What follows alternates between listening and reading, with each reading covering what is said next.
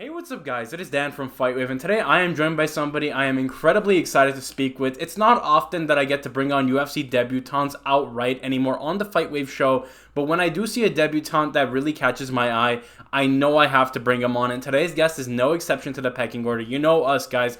Australian MMA has become a staple on FlightWave as of late, and today's guest is no exception. One of the most exciting flyweights out of Australia right now, trains out of Team Compton, born in the Solomon Islands, fighting out of Australia, and is slated to fight Jesus Aguilar at UFC 305. I am privileged to be joined by one, the only, Mr. Stewart Nicoll. Stewart, thank you so much for your time, brother. First and foremost, talk to me about how you're feeling now that kind of the hype has settled down a little bit, full steam ahead of you in training camp. How has everything been?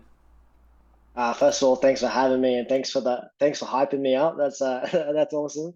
Um, yeah, I feel really good. Yeah, 2 weeks or less than 2 weeks to go. It's yeah, it's all wrapping up really now. Just making sure we stay sharp, injury free. It's pretty much most of the hard work's been done.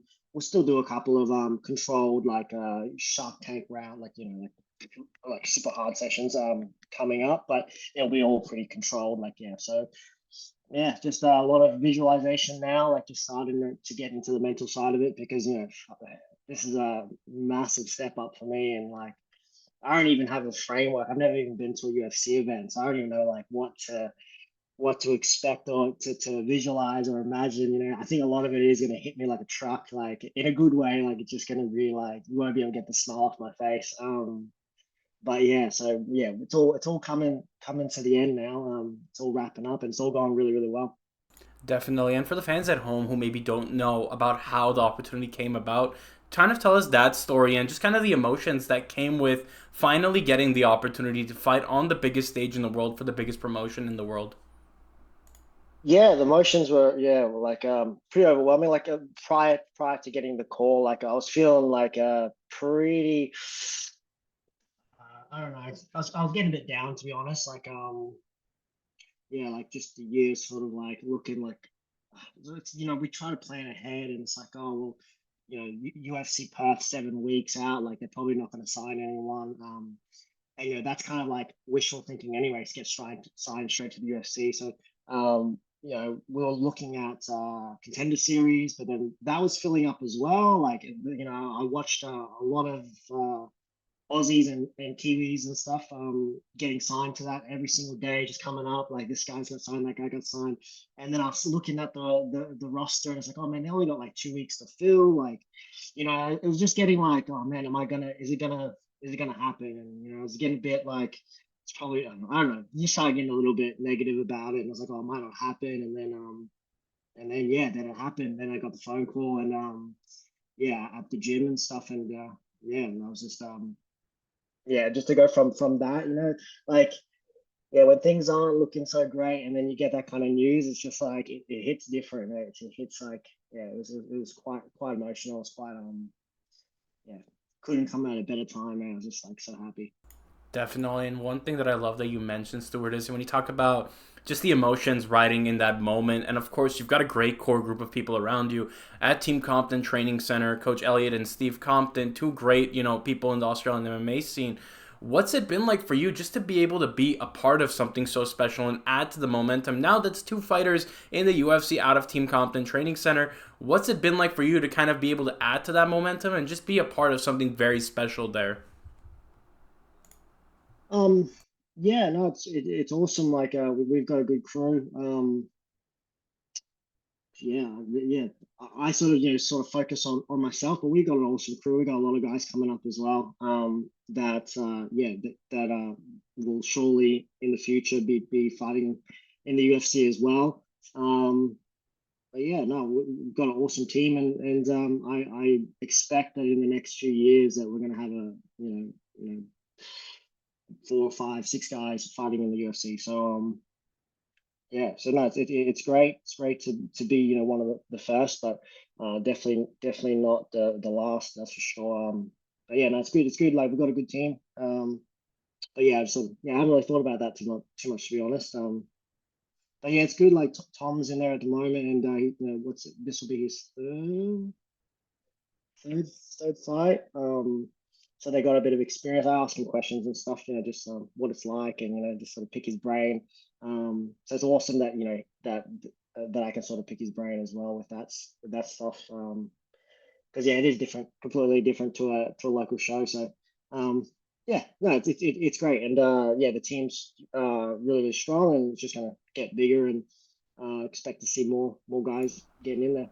Definitely. And one thing that stood out to me, Stuart, is just when you talk about, like you mentioned, a happy ending and getting that opportunity to fight on the main stage. It feels like right now, and you mentioned it a little bit ago, where Australian fighters are getting opportunities like never before in the UFC or the Contender Series. I think there's a record 5 or 6 Australians fighting on the Contender Series this year alone, and it just feels like a very happy ending, especially in 125. When you look at that 125-pound division, 3 of the top guys are going to be fighting either on the Contender Series or the UFC. Talk to me about how that kind of excites you and being able to be that next 125er from Australia fighting in the UFC as the division is only continuing to grow globally.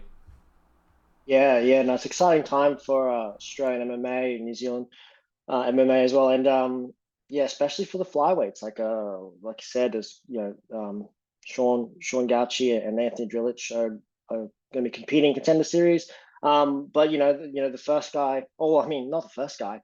Um, Ben 10, actually a former training partner of mine, was killing it on the flyweight scene for a long time there as well, and now Steve's absolutely killing it. Like just made an incredible title run.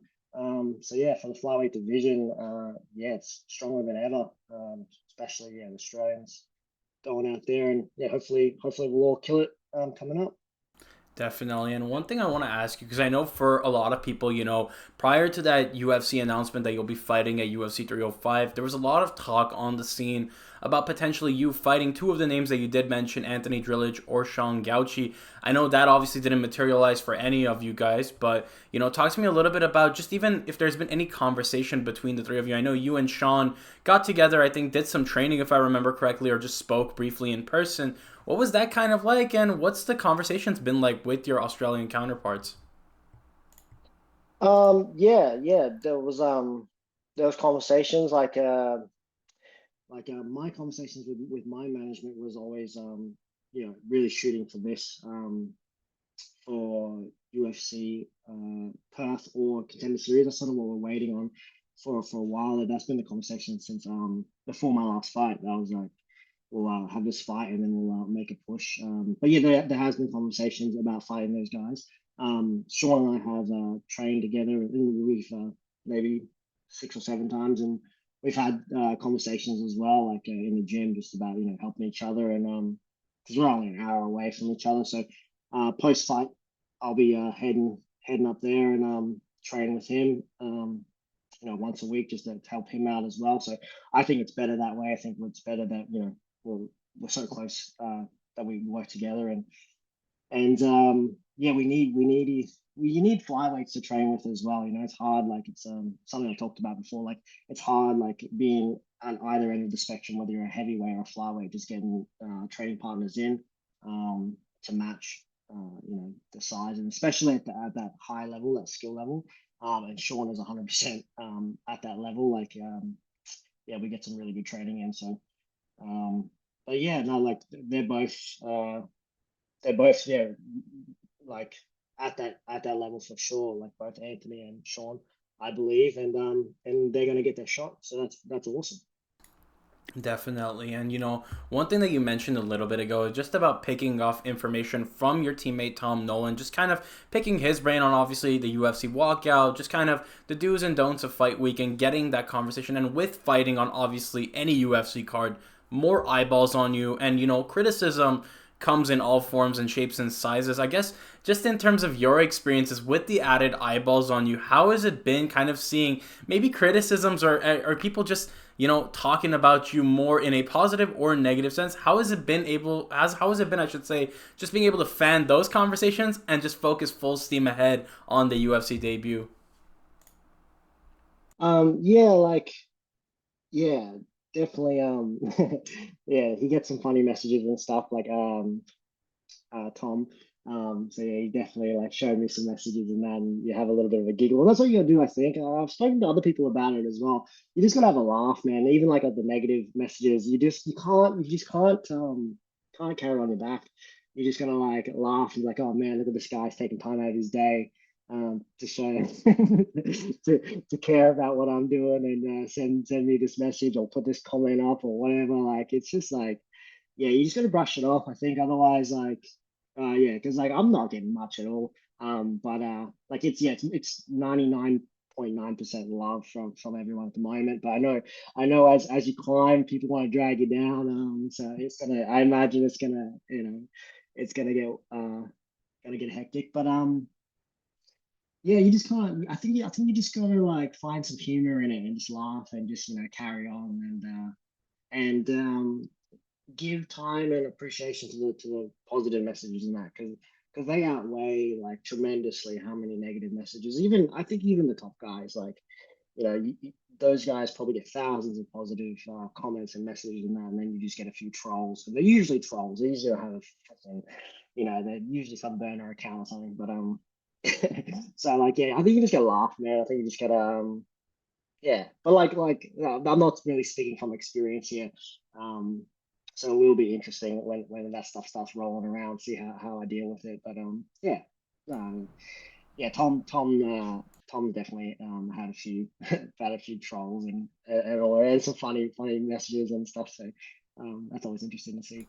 Definitely, and of course, fighting Jesus Aguilar, who and definitely, Mexican fans extremely passionate towards their guy, and it'll be interesting to see, going into fight week what that looks like. But you mentioned, just the momentum that Australia is riding right now, and if there's any scene that kind of primes a fighter for good or bad in the fight game, Australia is definitely one of those scenes. And right now, the momentum out of Australia is unlike anything I've ever seen before. When you talk about each major promotion in Australia, whether it be Hex, Eternal, Beatdown, or even XFC, I know they do shows in New Zealand and Australia.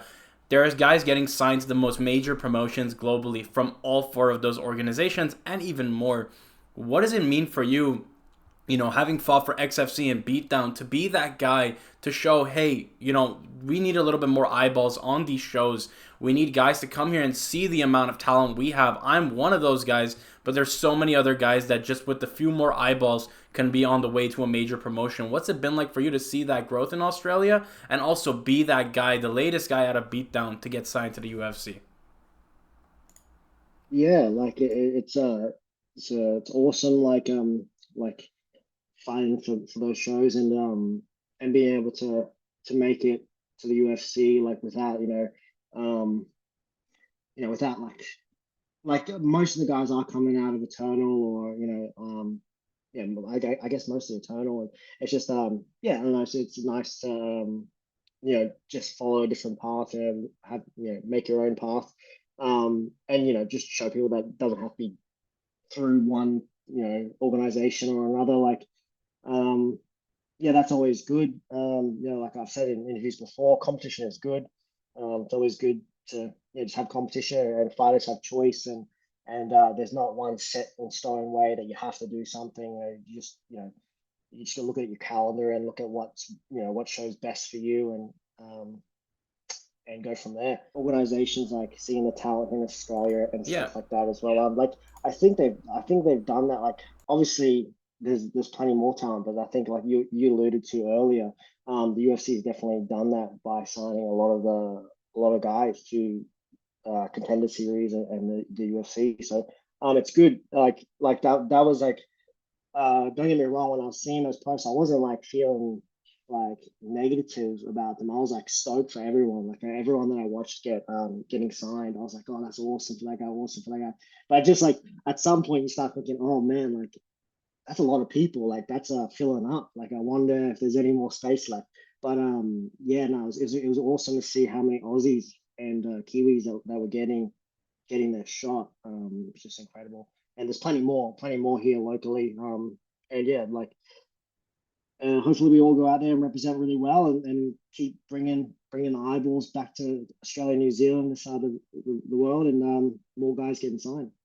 definitely. And when you talk about a scene that's done so much with so little, Australia is at the top of that list, Oh, whether it's a lack of coverage from the media or just a lack of money and fighters and managements and organizations making do with what they've got. Australia has always done that, and I know for you, Stuart, from your upbringing, you talk about your story and just how you got into martial arts from coming up and leaving the Faroe Islands at a very young age, coming over to Australia and, having your uncles kind of guide you into martial arts at a very young age. Was this something you ever envisioned as a young kid, out of your wildest dreams, just making it to the big show from your uncles introducing you to combat sports to now fighting on on home soil in a few weeks' time in Australia on a UFC card?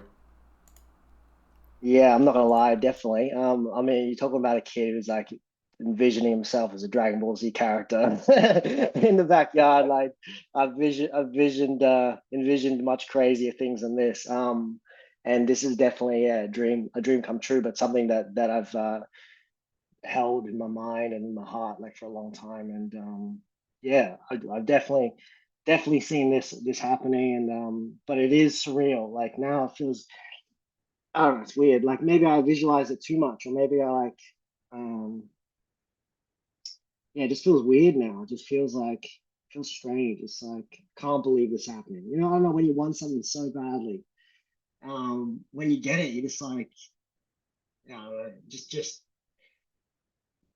it. Yeah, it doesn't. I don't know. You just can't believe that's happening. It's like, oh man, is this real? Like I've been dreaming about this for like 15 years, and it's been a long time coming, and yeah, it's just a dream come true. It's just surreal to me. It's just surreal to me, like because I have visualized it, I have wanted it for so long. So yeah, definitely to answer your question, I've been dreaming about this for a very, very long time.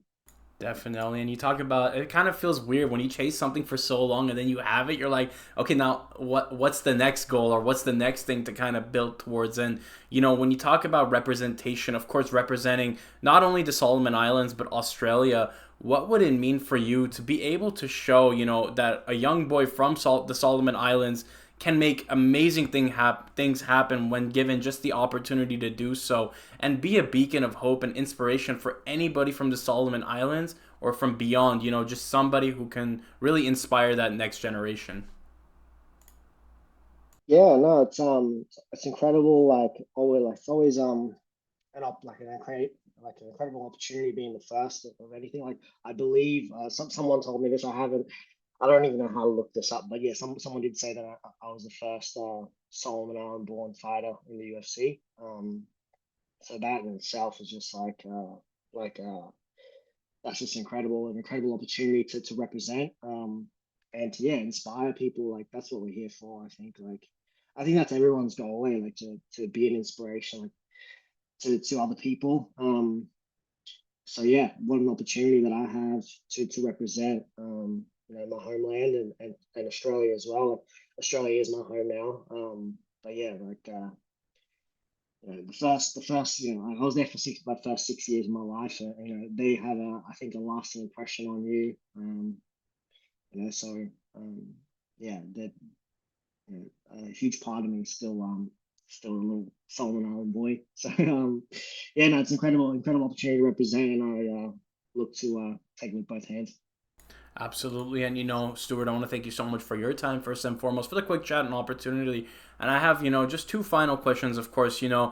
I'm just curious, you're one of those guys that everyone I've spoken to about Stewart Nicoll, they just have nothing but amazing things to say about you, whether it's Elliot, whether it's Steve, Tom, you name it, the list goes on and on. What does a kind of day-to-day for Stewart Nicoll look like when he's not fighting or he's not training? What does that kind of look like for you? And, with the fight, ahead in a few weeks' time, what would it mean for you to be able to, on that walkout, on that given day, just be able to get your hand raised? Yeah, so day to day, it's just I'm not ever not training. I think, like, unless I'm sick, I'm always training a couple times a day. And then just whenever I can, I just try to spend time with my family, and just hang out, and yeah, go to parks, and just even train at home with my family. The little kids, they love to wrestle. So we have a lot of fun just wrestling at home. And then Yeah. No, so like I live a pretty basic life. Like I don't have any other hobbies or anything really.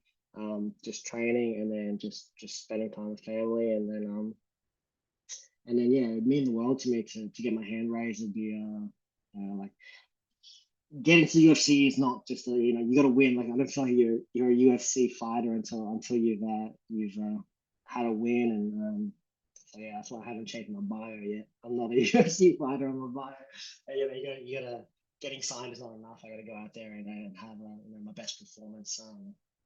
But yeah, like I'm just gonna leave it all out there. In 2 weeks' time and just do me. Have fun, enjoy myself. That's sort of the focus.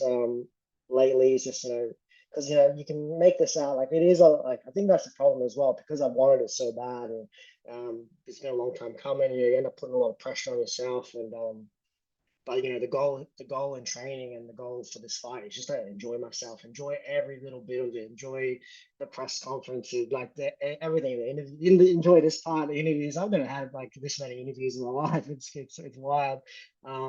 Just enjoy everything, enjoy the entire process. Um, photos, media, everything, and have fun out there on Sunday morning. It'll be Sunday morning our time, and enjoy myself. And win, lose or draw, just leave it all out there, give my best performance. And but yeah, it mean the world to me to get the win. And then on to the next. Absolutely, and there's one thing I forgot to mention, and I gotta mention, of course, your opponent Jesus Aguilar.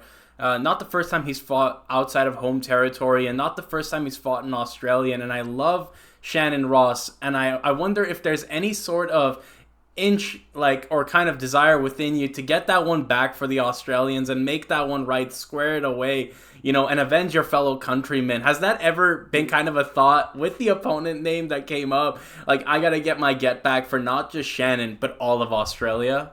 Yeah, yeah, no, definitely. Like I shouldn't get dragged into that. Like I should, you just stick to what you're good at and the game plan and all the rest. But it's just natural to be like, oh, I got to get one back for for the hometown hero. No, I love Shannon as well. Like and yeah, it'd be good to get one back. Uh, for Team Australia. Yeah, definitely. I've watched that fight a few times. Yeah, whenever I'm feeling like I need a bit of extra motivation, I chuck that fight on and lace up the shoes and go for a run. Um, yeah, that would be it'd be great to get one back for Australia. But I'm just gonna go out there, like I said, and just have fun and do my thing, just enjoy myself, and that's what I do. That's when I do my best work. That's when I'm the best in the gym and when I fight as well. Generally, I've got a smile on my face when I'm fighting and laughing and having a good time, and and this fight it should be no different. Like just because it's a bigger stage, bigger lights, whatever else, like should be no different.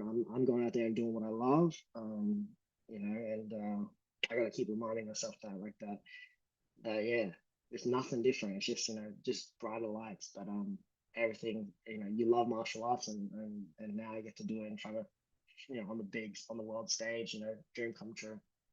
Definitely. And you talk about just savoring every moment and making the most of an amazing Mm. opportunity.